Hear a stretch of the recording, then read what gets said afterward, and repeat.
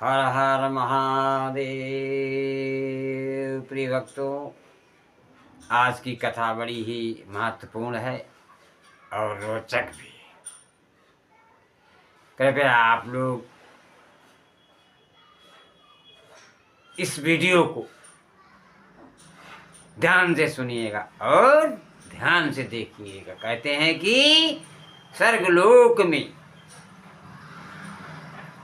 एक बार शनिदेव और माता लक्ष्मी से बहस छिड़ गई। लक्ष्मी जी बोली मैं बड़ी हूं और शनिदेव बोले मैं बड़े हूं।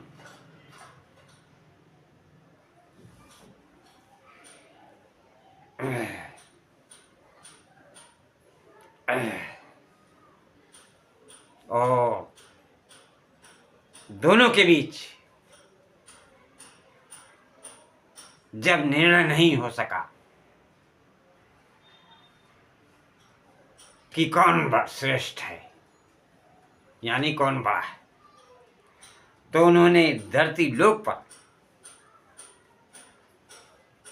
किसी ईमानदार राजा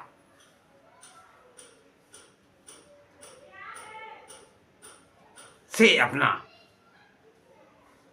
फैसला कराने का निश्चय किया। उन दिनों धरती पर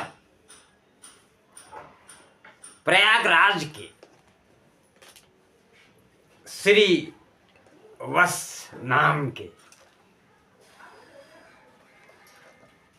राजा रहते थे। वो अपने न्याय के लिए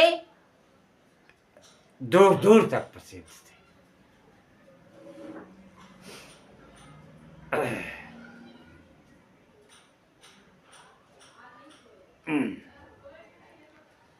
शनिदेव और माता लक्ष्मी राजा श्रीवत्स के पास गए।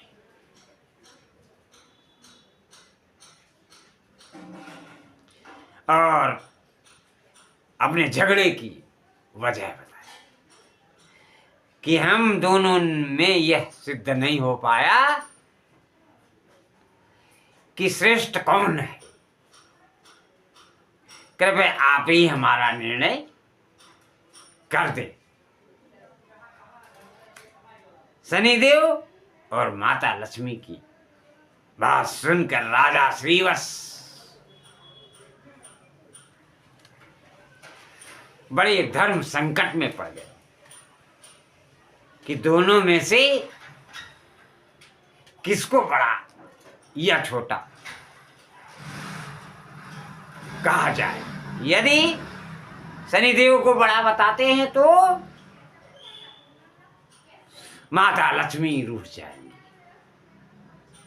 और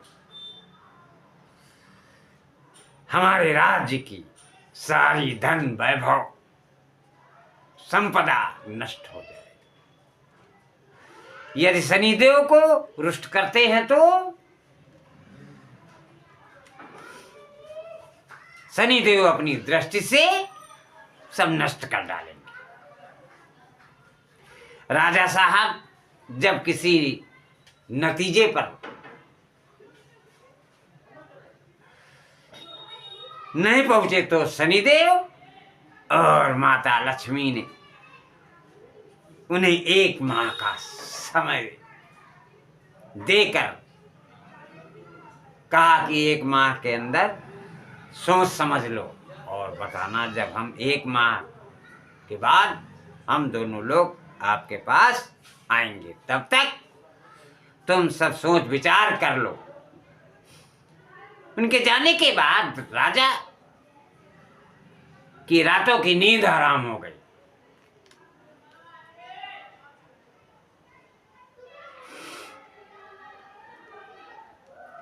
वे हर क्षण इसी बात की चिंता में लगे रहते कि 1 माह के बाद जब माता लक्ष्मी और शनिदेव आएंगे तो वे श्रेष्ठ हैं बताएंगे या माता लक्ष्मी बताएंगे। उनके सामने परिस्थिति बहुत ही गंभीर थी। वो जानते थे कि एक को बड़ा बताएंगे तो दूसरा नाराज हो जाएगा,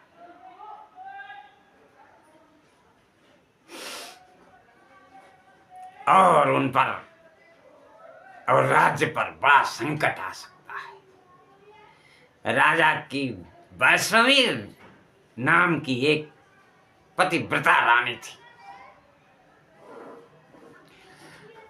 पति को अत्यंत चिंता में देखकर रानी ने पूछा, महाराज आप किस बात को लेकर परेशान हैं? कृपया आप अपना दुख हमसे कहिए। राजा ने अपनी पत्नी को सारा हाल का सुनाया। रानी ने राजा को एक सुझाव दिया कि देखिए, आप अपने मुख से किसी को छोटा या बड़ा मत बताइए। अपनी अपनी जगह दोनों ही श्रेष्ठ हैं। उनके बड़े होने का या छोटे होने का फैसला आप उन्हीं पर छोड़ दीजिए। राजा की पत्नी ने कहा, आप एक काम करिए, एक सोने का सिंहासन, एक चांदी का सिंहासन बनवाइए। सोने का सिंहासन अपने सिंहासन के दाहिनी तरफ और चांदी का सिंहासन अपने सिंहासन के बाईं तरफ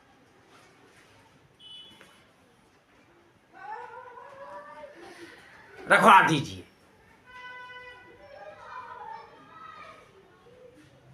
एक माह बाद जब शनिदेव माता लक्ष्मी जब आएंगी तो लक्ष्मी जी अपने दाईं ओर और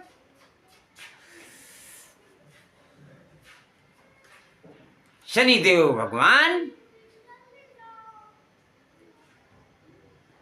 अपना ग्रहण करेंगे बाईं ओर स्थान, क्योंकि माता लक्ष्मी जी माता स्वरूप है और शनिदेव आपके बाईं ओर आसन पर बैठ जाएंगे। जब वे पूछेंगे तो आप उनको किसी भी प्रश्न का उत्तर मत दीजिएगा। जब बहुत पूछे तो उनसे कहिएगा कि आप लोगों ने अपनी श्रेष्ठता का निर्णय स्वयं ही कर लिया, मैं क्या जवाब दूं।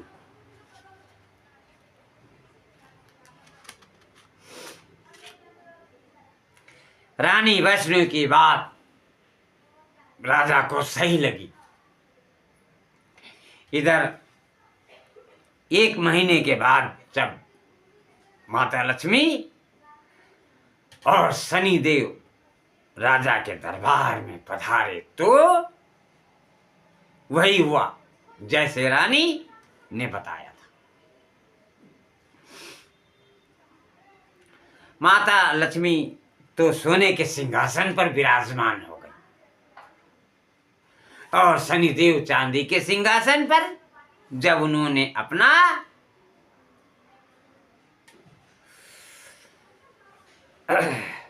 श्रेष्ठ होने की लेकर राजा से निर्णय मांगा तो राजा ने कह दिया कि आप दोनों ने स्वयं ही अपने बड़े छोटे का फैसला कर लिया है, इसमें मैं क्या कर सकता हूं। यह सुनकर भगवान शनिदेव खिन्न होकर चले गए। माता लक्ष्मी ने राजा से कहा कि पुत्र शनिदेव तुमसे रुष्ट हो गए हैं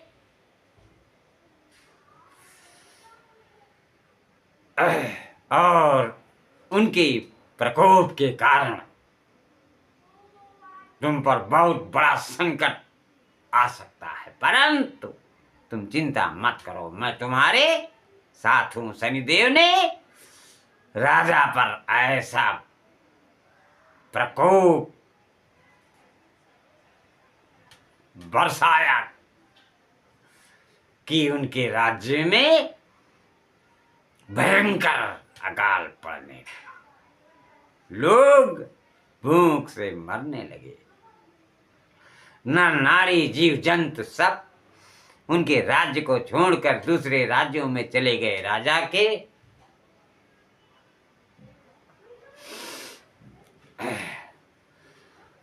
राजा से अपने राज्य की ऐसी दशा देखी नहीं गई।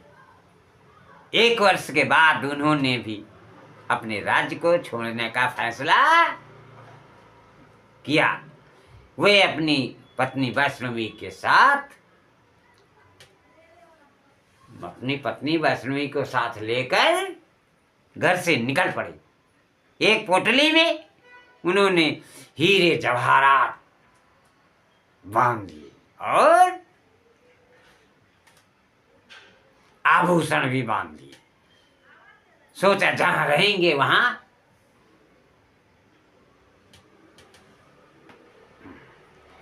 विपत्ति में यह बहुत काम आएगा। इन्हें बेचकर हम अपना गुजारा कर लेंगे। राजा रानी घर से निकले ही थे कि उसी समय भयंकर आंधी तूफान आ गया। चारों ओर अंधकार छा गया।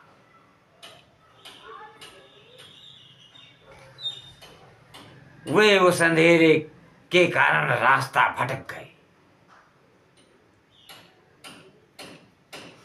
समझ में नहीं आ रहा था कि कहां जाए। तभी माता लक्ष्मी एक छोटी सी कन्या का रूप धारण कर आती हैं और लालटेन की सहायता से उन्हें एक नदी के किनारे पर पहुंचा दिया। नदी पर छोड़कर माता लक्ष्मी वहां से चली गई। अब उनके आगे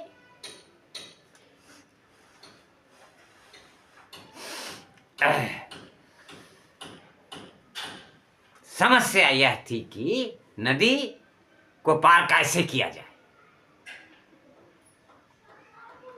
उसी समय शनिदेव एक नाविक का रूप बनाकर नाव लेकर उसी किनारे पर जा पहुंचे जहां राजा रानी खड़े थे।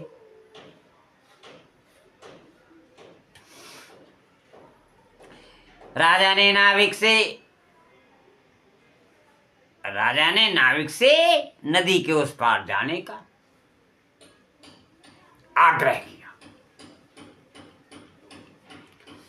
नाविक ने कहा कि देखो भाई, हम तुम्हें उस पार पहुंचाएंगे।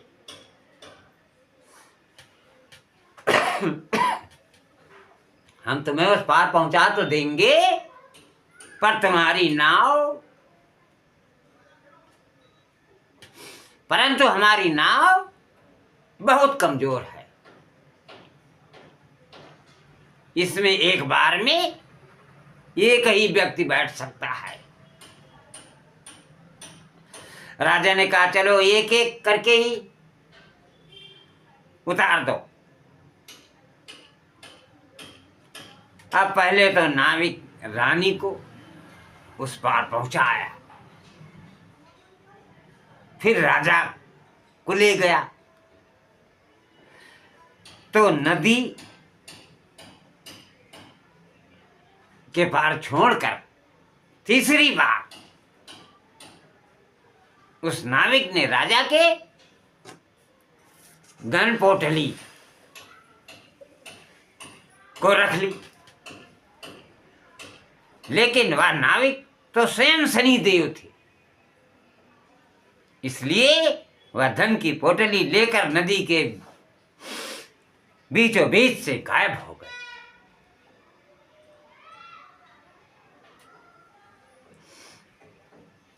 अब तो उनके पास जो धन था वो भी नहीं रहा, भोजन का संकट खड़ा हो गया। भगवान की इच्छा समझकर वो वहां से आगे को चल दिए। चलते चलते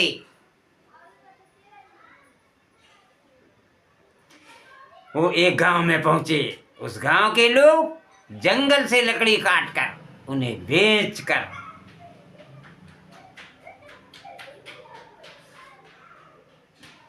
अपने जीव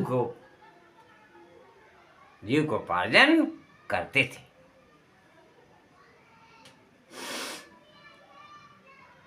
राजा भी अपनी पत्नी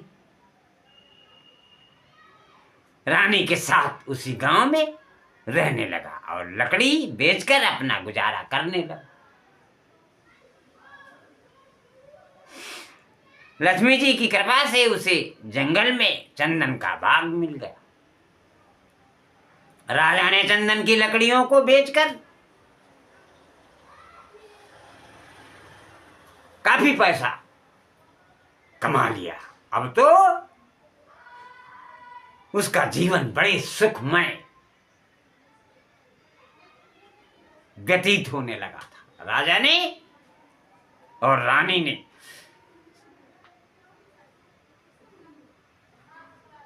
सुखपूर्वक जीवन व्यतीत किया। तो राजा और रानी को सुख में देखकर शनिदेव ने एक और नई चाल चल दी। एक सौदागर था जो उस गांव में चंदन की लकड़ी अपनी नाव में भरकर दूसरे राज्यों में ले जाया करता था। आज उसका जहाज नदी के किनारे पर फंस गया।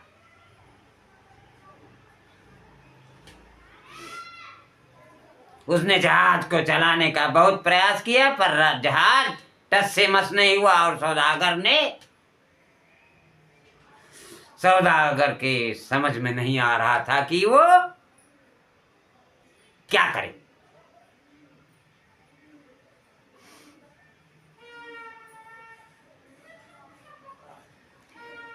तभी शनिदेव एक ब्राह्मण का रूप धारण कर उस सौदागर के पास आए और बोले, सौदागर, तेरी जहाज को कोई नहीं निकाल सकता है, कोई नहीं चला सकता है, लेकिन एक उपाय है। यदि कोई पतिव्रता स्त्री तेरे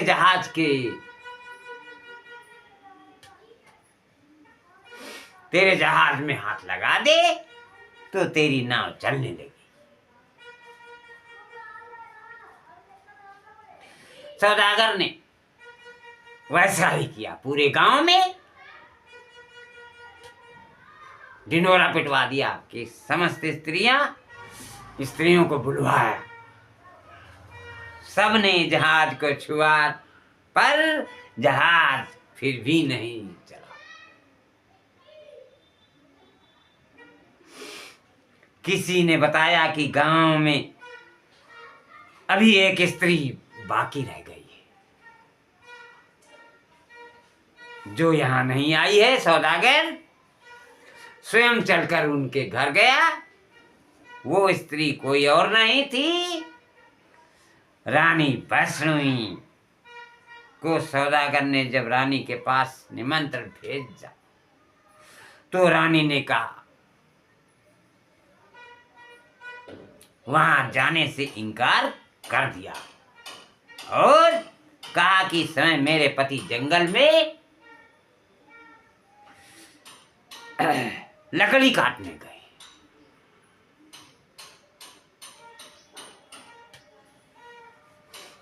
मैं तुम्हारे जहाज को स्पर्श करने नहीं चलूंगी। सौदागर के आदमी ने जाकर सौदागर को बताया, उनकी सारी बात बताई।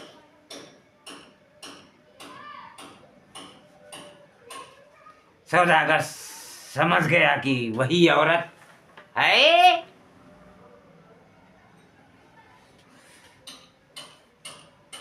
यह स्त्री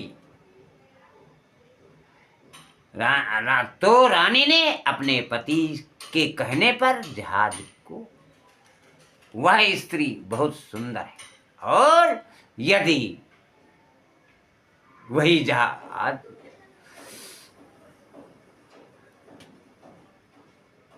फिर से फंस गया तो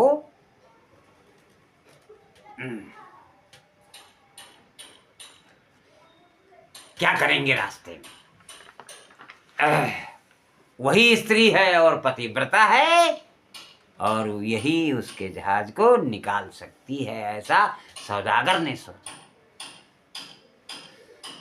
वह शाम को फिर उसके घर गया। उस समय राजा घर पर ही थे और इसलिए जब राजा ने रानी से कहा कि वे जहाज को छू दे,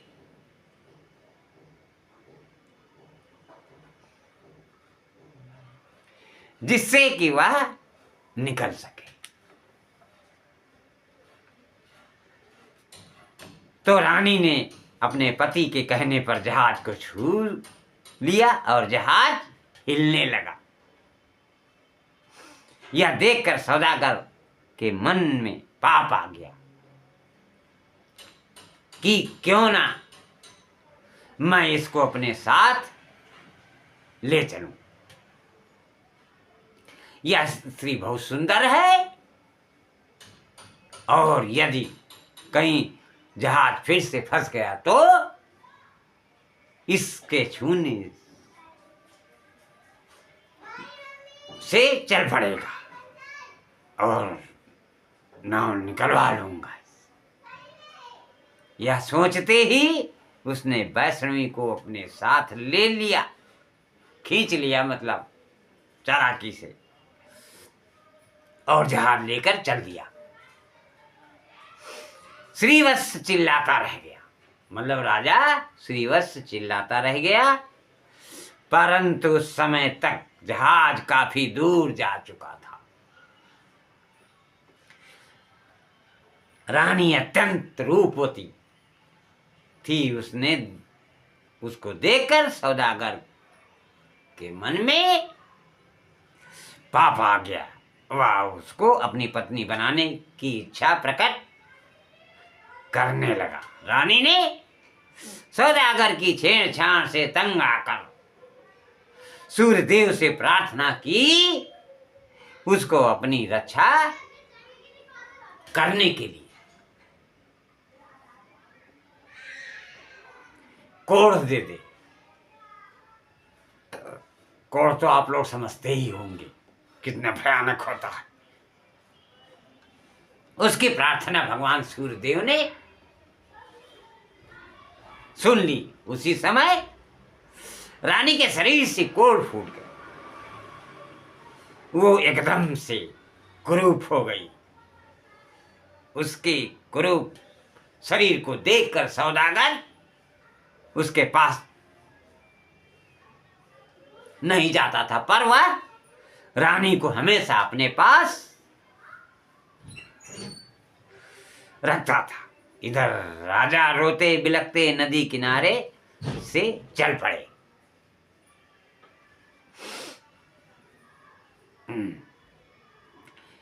या वह इसी उम्मीद में थे कि यदि उसका उस तरफ से जहाज गुजरेगा वह अपनी पत्नी को छुड़ा लेंगे। आखिर उसको जहाज कहीं पता नहीं चला तो वह नदी किनारे आश्रम के साधुओं की सेवा भाव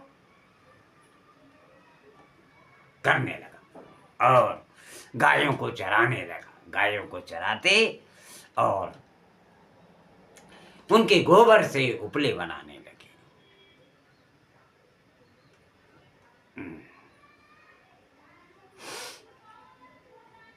और जब उपले वो बनाते तो हर उपला सोने का हो जाता। इस तरह से ढेर सारी सोने की ईंट हो गई। एक दिन जो सौदागर राजा की पत्नी को ले गया था, उसका जहाज उसी नदी पर आया। पुनः राजा ने सौदागर को पहचान लिया और उसने सौदागर को सोने की ईंट दिखाकर कहा, यदि सौदागर उनको साथ ले चले तो वह सोने की ईंट सौदागर को दे देगा। सौदागर ने राजा को पहचान लिया था।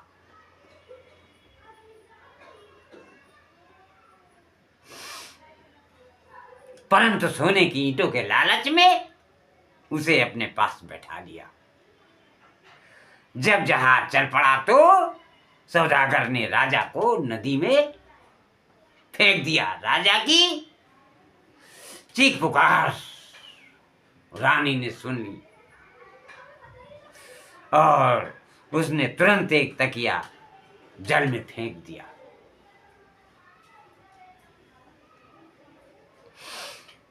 उस तकिए के सहारे राजा को वहां के लोगों ने निकाल लिया। उन लोगों ने राजा से पूछा कि वो कौन है, कहां से आए हैं। तो राजा ने कहा कि वह अत्यंत दुखी आदमी है, उसका सब कुछ लूट गया है, उसके पास कुछ नहीं बचा है। वहां के लोग उसको पकड़कर राजा के पास ले गए। श्रीवत्स ने राजा से नौकरी मांगी और राजा ने उनको अपने महल में नौकरी दे दी और वो माला फूल बनाने लगे। इस तरह से शनिदेव और माता लक्ष्मी की कहानी यूट्यूब के समय के अनुसार यहीं विश्राम दी जाती है। तो दोस्तों, शनिदेव की पूजा आप लोग करते रहिए, उनको बिसारिएगा नहीं।